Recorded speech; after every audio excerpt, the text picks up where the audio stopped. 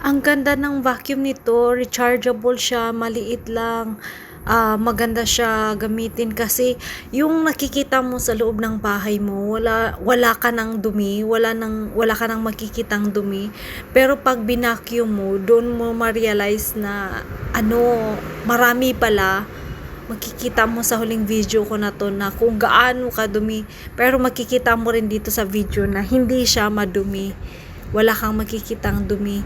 Akala mo minsan yung mga buhok-buhok lang ang makikita mo sa room mo, pero makikita mo talaga yung totoong dumi pag ginamitan mo ng vacuum. Iba pa rin yung vacuum na gagamitin mo sa loob ng kwarto o sa bahay mo kesa sa walis-walis lang. Kasi pag walis-walis lang, yung mga maliliit na parts hindi siya matatanggal, hindi madadala. Pero sa vacuum, makita mo talaga yung dumi, kung gaano kadumi at kung gaano karami ang dumi.